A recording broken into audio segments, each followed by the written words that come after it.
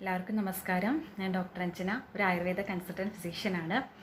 അപ്പോൾ ഇന്ന് ഞാനിവിടെ സംസാരിക്കാനായിട്ട് പോകുന്നത് എങ്ങനെയാണ് കുട്ടികളിലുള്ള ഒരു ആരോഗ്യപരമായിട്ടുള്ള ഒരു പോഷക ആഹാര രീതി എന്നുള്ളതാണ്. അപ്പോൾ പലർക്കും എന്തൊക്കെയാണ് പോഷകാഹാരം എന്നുള്ളതിനെ പറ്റിയൊക്കെ നല്ല അറിവുണ്ട്. എന്നാൽ അതേസമയം ഈ പോഷക സമൃദ്ധമായിട്ടുള്ള ആഹാരമൊക്കെ എങ്ങനെയാണ് കുട്ടികളെ കൊണ്ട് കഴിപ്പിക്കുക എന്നുള്ളതാണ് അറിയാത്തത്, അല്ലേ? അപ്പോൾ ആദ്യം തന്നെ നമുക്ക് എന്തൊക്കെ ടിപ്സിലൂടെ കുട്ടികളെ കൊണ്ട് പോഷക സമൃദ്ധമായിട്ടുള്ള ആഹാരം കഴിപ്പിക്കുക എന്നുള്ളത് നോക്കാം. അതിൽ ഏറ്റവും പ്രാധാന്യം അർഹിക്കുന്ന ഒന്നാണ് കൃഷിസ്ഥലങ്ങൾ അവരെ കാണിക്കുക എന്നുള്ളത്. അപ്പോൾ കുട്ടികൾക്ക് പലപ്പോഴും അറിയില്ല എങ്ങനെയാണ് ഈ നല്ല ഭക്ഷണങ്ങളൊക്കെ ഉണ്ടാവുന്നത്, ഫ്രൂട്ട്സ് എങ്ങനെയാണ് ഉണ്ടാവുന്നത്, വെജിറ്റബിൾ എങ്ങനെയാണ് ഉണ്ടാവുന്നത്. കുറച്ചറിവൊക്കെ അവർക്ക് സ്കൂളിൽ നിന്ന് കിട്ടും. എന്നാൽ ചില കുട്ടികളൊക്കെ ഇത് പാടസ്ഥലങ്ങളും അതുപോലെ വയലുകളും ഒന്നും കാണുന്നില്ല. അപ്പോൾ അതുകൊണ്ട് അവർക്ക് ഇതിനെ പറ്റിയിട്ട് വലിയ ഐഡിയ ഒന്നുമില്ല. അപ്പോൾ നമ്മൾ ആദ്യം ചെയ്യേണ്ടത് എന്താണെന്ന് വെച്ച് കഴിഞ്ഞാൽ കൃഷിസ്ഥലങ്ങളൊക്കെ അവരെ കൊണ്ടുപോയി കാണിക്കുക എന്നുള്ളതാണ്. അപ്പോൾ കൃഷിസ്ഥലങ്ങളിലൊക്കെ കാണുന്നതോട് കൂടെ തന്നെ എങ്ങനെയാണ് നല്ല ഒരു ആഹാരം ഉണ്ടാവുന്നത് എന്നുള്ളത് അവർക്ക് മനസ്സിലാവും. അല്ലെങ്കിൽ ഫ്രൂട്ട്സും വെജിറ്റബിൾസൊക്കെ എങ്ങനെയാണ് ഉണ്ടാവുന്നത് എന്നുള്ളതിനെ പറ്റിയിട്ടൊരു ഐഡിയ അവർക്ക് കിട്ടും. അപ്പോൾ അതൊക്കെ കഴിക്കാനായിട്ട് അവർക്ക് തോന്നും. അതുപോലെ തന്നെ മാർക്കറ്റിൽ നമ്മൾ പച്ചക്കറികളൊക്കെ വാങ്ങാൻ വേണ്ടി പോകുമ്പോൾ, അത് ഇപ്പോഴല്ല, ഈ കൊറോണ കാലത്തല്ല പറയുന്നത്, അല്ലാത്ത സമയത്തൊക്കെ ആണെന്നുണ്ടെങ്കിൽ ഈ അവരെ തന്നെ സ്വന്തമായിട്ട് ഫ്രൂട്ട്സും വെജിറ്റബിളൊക്കെ സെലക്ട് ചെയ്ത് വാങ്ങിക്കാനൊക്കെ അവരെ പ്രോത്സാഹിപ്പിക്കുക. അപ്പോൾ അതൊക്കെ കാണുമ്പോൾ തന്നെ അവർക്ക് ഇതൊക്കെ കഴിക്കാനുള്ള ഒരു ഇൻട്രസ്റ്റ് ഉണ്ടാവും. ഇനി അതോടൊപ്പം തന്നെ അവർ സ്വയം നട്ട് വളർത്തിയ ചെടിയിൽ നിന്നുള്ള ഫ്രൂട്ട്സും വെജിറ്റബിൾസൊക്കെ കഴിക്കാനായിട്ടും അവരെ പ്രോത്സാഹിപ്പിക്കുക. അപ്പോൾ നമുക്കറിയാം, ഒരു ടെറസ് ഉണ്ടെങ്കിൽ തന്നെ നമുക്ക് അത്യാവശ്യം ഒരു വീട്ടിലേക്ക് വേണ്ട പച്ചക്കറികളും അതുപോലെ ഫ്രൂട്ട്സൊക്കെ കിട്ടും എന്നുള്ളത് നമ്മൾ ഹവോൾഡാറിയും മൂവിയിലൊക്കെ നല്ലപോലെ കണ്ടിരുന്നു, അല്ലേ? അപ്പോൾ അതിനുശേഷമാണ് ഇത്തരത്തിലുള്ള കാര്യങ്ങളൊക്കെ കൂടുതലായിട്ട് ഫേമസ് ആയത്. അപ്പോൾ അതുകൊണ്ടാണ് പറയുന്നത്. അപ്പോൾ നമ്മൾ ഇങ്ങനെയുള്ള രീതിയിലൂടെയൊക്കെ അവരെ കൊണ്ട് തന്നെ സ്വന്തമായിട്ട് സസ്യങ്ങളൊക്കെ വെച്ച് പിടിപ്പിക്കാനായിട്ടും അതിൽ നിന്നുണ്ടാകുന്ന ഫ്രൂട്ട്സും വെജിറ്റബിളൊക്കെ കഴിക്കാനായിട്ടും അവരെ പ്രോത്സാഹിപ്പിക്കുക. അപ്പോൾ ഇങ്ങനെയുള്ള ചെറിയ മെത്തേഡ്സിലൂടെയൊക്കെ തന്നെ അവർക്ക് ഫ്രൂട്ട്സും വെജിറ്റബിൾസും അതുപോലെ പോഷക സമൃദ്ധമായിട്ടുള്ള ആഹാരമൊക്കെ അവർക്ക് നല്ലപോലെ ഇഷ്ടമാവും. ഇനി അതുപോലെ ഒന്നാണ് മെനു പ്രിപ്പയർ ചെയ്യാനായിട്ട് അവരെ പഠിപ്പിക്കുക. അപ്പോൾ അവർ തന്നെ അവരുടെ ഒരു മെനു പ്രിപ്പയർ ചെയ്യട്ടെ. രാവിലെ എന്ത് കഴിക്കണം, ഉച്ചയ്ക്ക് എന്ത് കഴിക്കണം, രാത്രി എന്ത് കഴിക്കണം. അപ്പോൾ ഇങ്ങനെയൊക്കെ എഴുതുന്ന സമയത്ത് അവർ ചിലപ്പോൾ അവർക്ക് ഇഷ്ടപ്പെട്ടുള്ള സ്നാക്സിനെ പറ്റിയിട്ടൊക്കെ ആയിരിക്കും കൂടുതൽ എഴുതുന്നത്, അല്ലെങ്കിൽ അൺഹെൽത്തി ഫുഡൊക്കെ ആയിരിക്കാം ചിലപ്പോൾ തിരഞ്ഞെടുക്കുന്നത്. എന്നാൽ അതേസമയം അക്കൂട്ടത്തിൽ നല്ലതായിട്ടുള്ള ഭക്ഷണങ്ങൾ ഉണ്ടായിരിക്കും, അല്ലേ? ഇപ്പോൾ ചോറായാലും ചപ്പാത്തി ആയാലും അപ്പോൾ നല്ല നല്ല ഭക്ഷണങ്ങൾ അതിൻ്റെ കൂട്ടത്തിൽ അവർ ഉൾപ്പെടുത്തുമ്പോൾ അവരെ കൂടുതലായിട്ട് പ്രോത്സാഹിപ്പിക്കുക, അവരെ അഭിനന്ദിപ്പിക്കുക.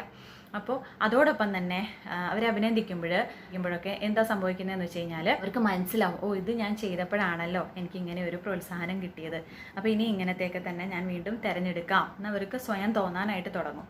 ഇനി അതോടൊപ്പം തന്നെയാണ് ഈ ഒരു മെനു ചാർട്ടൊക്കെ ഉണ്ടാക്കുന്ന പോലെ തന്നെ അവർക്ക് സ്വന്തമായിട്ട് ഭക്ഷണം ഉണ്ടാക്കാനുള്ള പ്രായമായി കഴിഞ്ഞാൽ ഒരു നാരങ്ങ വെള്ളം അല്ലെങ്കിൽ ചെറിയൊരു വെജിറ്റബിൾ സലാഡ് ഇല്ലെങ്കിൽ അതുപോലെ തന്നെ അപ്പോൾ അവരെ കൊണ്ട് ഉണ്ടാക്കാനായിട്ട് സാധിക്കുന്ന ചപ്പാത്തി പരത്തുക അല്ലെങ്കിൽ ചപ്പാത്തിക്ക് മാവ് കുഴയ്ക്കുക. അപ്പോൾ ഇങ്ങനെയുള്ള ഹെൽത്തി ആയിട്ടുള്ള കാര്യങ്ങളൊക്കെ അവരെ കൊണ്ട് തന്നെ ചെയ്യിപ്പിക്കാനായിട്ടും ശ്രദ്ധിക്കുക. അപ്പോൾ അതോടൊപ്പം അവർക്ക് ഈ ഭക്ഷണത്തിനോടുള്ള ഒരു താല്പര്യം വർദ്ധിക്കും.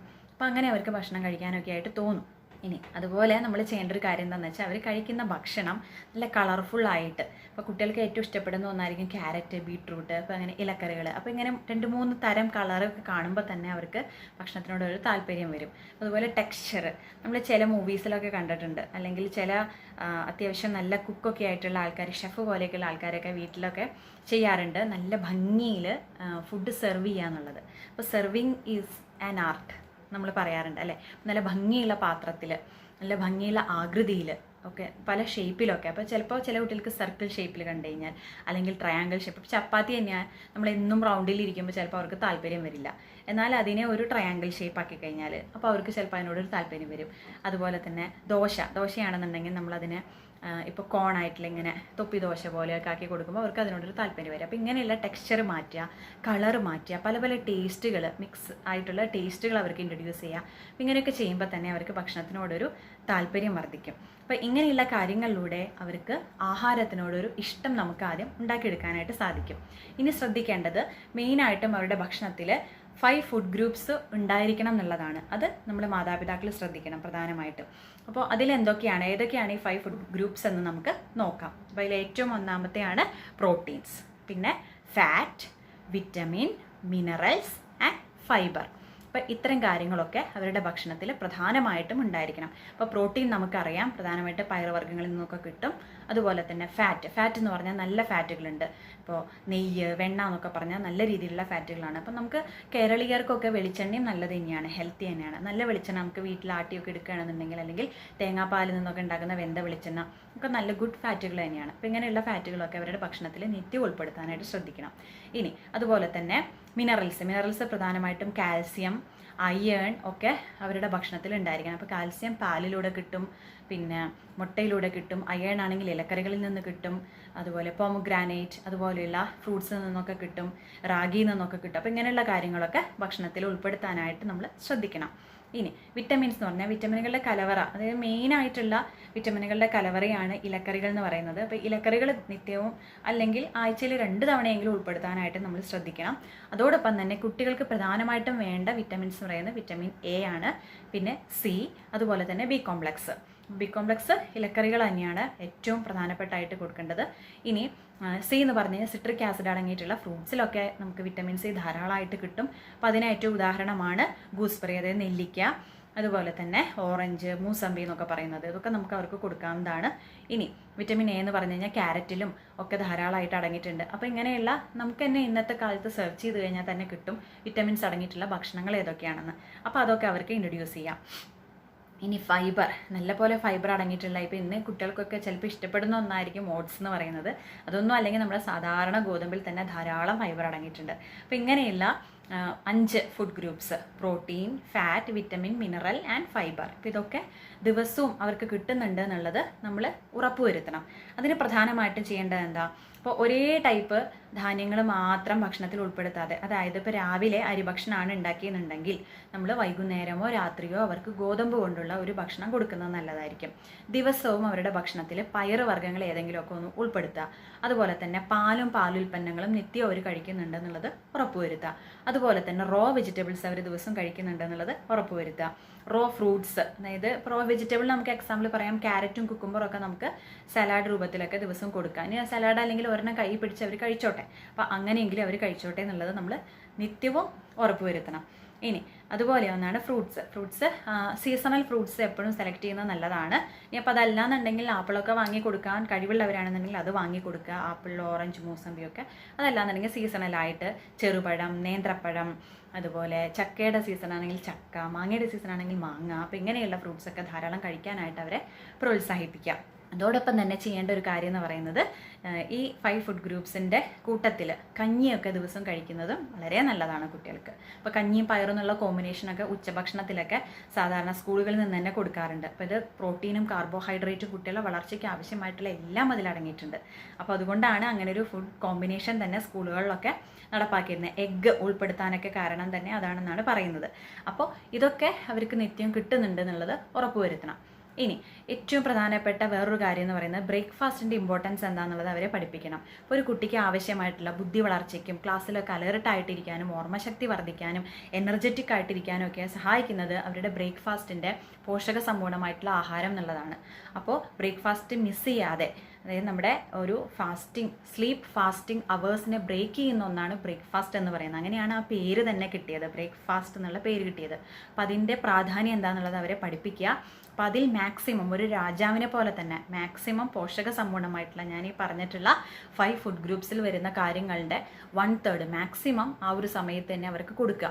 അതേപോലെ തന്നെ പാക്ക്ഡ് ലഞ്ചുകൾ കൊടുക്കുമ്പോൾ കുട്ടികൾക്ക് ഇഷ്ടപ്പെട്ടിട്ടുള്ള ചപ്പാത്തി അല്ലെങ്കിൽ പുലാവ്, വെജിറ്റബിൾ പുലാവ്, ഇങ്ങനെയുള്ള കാര്യങ്ങളൊക്കെ കൊടുക്കുക. അപ്പോൾ അതോടൊപ്പം കറിയായിട്ട് ദാൽ കറിയോ അല്ലെങ്കിൽ വെജിറ്റബിൾ സലാഡ്സോ, ഇനി അതുമല്ലാന്നുണ്ടെങ്കിൽ പനീർ കറിയോ, അപ്പോൾ അങ്ങനെയൊക്കെ അവർക്ക് ഇഷ്ടപ്പെടുന്ന നമുക്ക് നാടനായിട്ടുള്ള വിഭവങ്ങളാണെന്നുണ്ടെങ്കിൽ നാടനായിട്ടുള്ള ചോറ്, കൂട്ടാൻ, ഉപ്പേരി, ഇങ്ങനെയുള്ള കാര്യങ്ങൾ കൊടുക്കുക. അതോടൊപ്പം തന്നെ ഒരു ഫ്രൂട്ടും കൂടെ അവർ കഴിക്കാനായിട്ട് നിർബന്ധിപ്പിക്കുക. ദിവസം ഉച്ചഭക്ഷണം കഴിഞ്ഞു കഴിഞ്ഞാൽ അതോടൊപ്പം തന്നെ ഏതെങ്കിലും ഒരു പഴമോ എന്തെങ്കിലും ഒരു ഫ്രൂട്ട്, അവർക്ക് ഇഷ്ടപ്പെടുന്ന ഏതെങ്കിലും ഒരു ഫ്രൂട്ട് അവർ കഴിച്ചോട്ടെ. അതോടൊപ്പം തന്നെ ഈവനിങ് സ്നാക്സ് ആയിട്ട് നമ്മൾ വീട്ടിൽ അനാവശ്യമായിട്ടുള്ള അൺഹെൽത്തി സ്നാക്സ് നമ്മൾ സൂക്ഷിക്കാതിരിക്കുക. അതിന് പകരം ഹെൽത്തി സ്നാക്സ് നമ്മൾ ഉണ്ടാക്കി കൊടുക്കുക. അതും പറ്റുന്നില്ല എന്നുണ്ടെങ്കിൽ അവർ സ്നാക്സ് ആയിട്ട് ഡ്രൈ നട്ട്സ് കഴിച്ചോട്ടെ. എന്ന് നമ്മൾ വെക്കുക. അപ്പോൾ അതായത് ബദാം, കാഷ്യൂ നട്ട് പോലെയുള്ള അല്ലെങ്കിൽ കിസ്മിസ് പോലെയുള്ള ഡേറ്റ്സ് പോലെയുള്ള ഇങ്ങനെയുള്ള സാധനങ്ങളൊക്കെ അവർ ചായയുടെ കൂടെ, ചായ അല്ലാന്നുണ്ടെങ്കിൽ പാൽ കുടിക്കുന്ന കുട്ടികളാണെങ്കിൽ പാലിൻ്റെ കൂടെ ഇത് കഴിക്കട്ടെ എന്ന് വിചാരിക്കാം. അപ്പോൾ ഈ പാല് എന്ന് പറയുന്നത് തന്നെ നമുക്ക് എന്ത് ചെയ്യാം, ഒരു 2 മുതൽ 3 ഗ്ലാസ് വരെയൊക്കെ കുട്ടികൾക്ക് കുടിക്കാവുന്നതാണ്. അത് കുടിക്കണം എന്നാണ് പറയുന്നത് അവരുടെ വളർച്ചയ്ക്ക് വേണ്ടിയിട്ട്. അപ്പോൾ ലാക്ടോ അലർജി ഉള്ള കുട്ടികൾ അല്ലെങ്കിൽ പെട്ടെന്ന് കഫം കൂടുന്ന കുട്ടികളൊക്കെ ആണെന്നുണ്ടെങ്കിൽ അവർക്കത് അങ്ങനെ കഴിക്കാൻ പറ്റില്ല. അപ്പോൾ പാലും വെള്ളമായിട്ട് കഴിക്കുന്നവരാണെങ്കിൽ അങ്ങനെ കഴിക്കുക. ഇനി അതിൻ്റെ കൂടെ ബൂസ്റ്റ്, ബോൺവീറ്റ, ഹോർലിക്സ് ഒക്കെ ചേർത്തിട്ടാണെങ്കിൽ അങ്ങനെ കഴിക്കുക. അപ്പോൾ അവർക്ക് ഇഷ്ടപ്പെടുന്ന രീതിയിൽ അവരതിനെ ഉപയോഗിക്കട്ടെ. അപ്പോൾ അങ്ങനെ പാല് കഴിക്കാനായിട്ട് അവരെ ശ്രദ്ധിക്കുക. എപ്പോഴും പ്യുവറായിട്ടുള്ള മിൽക്ക് പഞ്ചസാര പോലും ചേർക്കാതെ കൊടുക്കുന്നതാണ് ഏറ്റവും നല്ലത്. അപ്പോൾ അതിനോടുള്ള അലർജി ഇല്ലാത്തവരാണെന്നുണ്ടെങ്കിൽ തീർച്ചയായിട്ടും 2-3 ഗ്ലാസ് പാല് അവർക്ക് ദിവസം കുടിക്കാവുന്നതാണ്. അത് വളരെ ഹെൽത്തിയുമാണ്. ഓക്കെ, അപ്പോൾ ഇങ്ങനെയുള്ള കാര്യങ്ങളൊക്കെ അവരുടെ ഭക്ഷണത്തിൽ പ്രധാനമായിട്ടും നമ്മൾ ഉൾപ്പെടുത്തുക. ഇനി അതേപോലെ തന്നെ എന്തൊക്കെയാണ് നമ്മുടെ ഒരു ഫുഡ് ചാർട്ടിൽ, ഒരു ദിവസത്തെ ഫുഡ് ചാർട്ടിൽ ഉണ്ടാവേണ്ടതെന്ന് വെച്ചാൽ, നേരത്തെ പറഞ്ഞ പോലെ തന്നെ രാവിലെ അരി ഭക്ഷണമാണെന്നുണ്ടെങ്കിൽ രാത്രി ഗോതമ്പോ, ഓട്സോ, ചോളമോ, രാഗിയോ അങ്ങനെ ഏതെങ്കിലും ഒന്ന് വൈകുന്നേര സമയത്ത് കൊടുക്കുക, അല്ലെങ്കിൽ രാത്രി സമയത്ത് കൊടുക്കുക. ഇനി അതുപോലെ തന്നെ ദിവസവും ഒരു റോ വെജിറ്റബിൾ എങ്കിലും അവർ കഴിക്കട്ടെ. അതുപോലെ തന്നെ അതായത് ഇപ്പോൾ ക്യാരറ്റ് ആണെങ്കിൽ ക്യാരറ്റ്, കുക്കുംബർ ആണെങ്കിൽ കുക്കുംബർ, അവർക്ക് ഏതാണ് പച്ചയ്ക്ക് കഴിക്കാൻ ഇഷ്ടം എന്ന് വെച്ചാൽ ഏതെങ്കിലും ഒരു വെജിറ്റബിൾ. അതേപോലെ തന്നെ മുട്ട കഴിക്കുന്നവരാണെങ്കിൽ ദിവസവും മുട്ട കൊടുക്കുക. ഇനി അതേപോലെ തന്നെ പാലുൽപ്പന്നങ്ങൾ ദിവസവും എന്തായാലും അവർ കഴിച്ചിരിക്കണം എന്നുള്ളതാണ്. അപ്പോൾ ഇത്രയും കാര്യങ്ങളിലൂടെ തന്നെ അവർക്ക് വേണ്ട എല്ലാ പോഷകാഹാരങ്ങളും കിട്ടും എന്നാണ് നമ്മൾ മനസ്സിലാക്കേണ്ടത്. ഒരു ഫ്രൂട്ട് മസ്റ്റായിട്ടും അവരെ കൊണ്ട് ദിവസവും കഴിപ്പിക്കുക. അപ്പോൾ ഇത്തരം കാര്യങ്ങളൊക്കെ എല്ലാവരും ശ്രദ്ധിക്കുക. നല്ല പോഷകസമ്പന്നമായിട്ടുള്ള ആഹാരം മാത്രം കുട്ടികൾക്ക് കൊടുക്കാനായിട്ട് ശ്രദ്ധിക്കുക.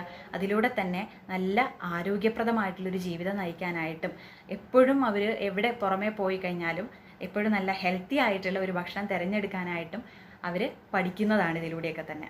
അപ്പോൾ ഇത്തരം കാര്യങ്ങളൊക്കെ എല്ലാവരും ശ്രദ്ധിക്കുക. അപ്പോൾ എല്ലാവർക്കും നല്ല ഒരു ആരോഗ്യപൂർണ്ണമായിട്ടുള്ളൊരു ഭാവി നേരുന്നു. Thank you.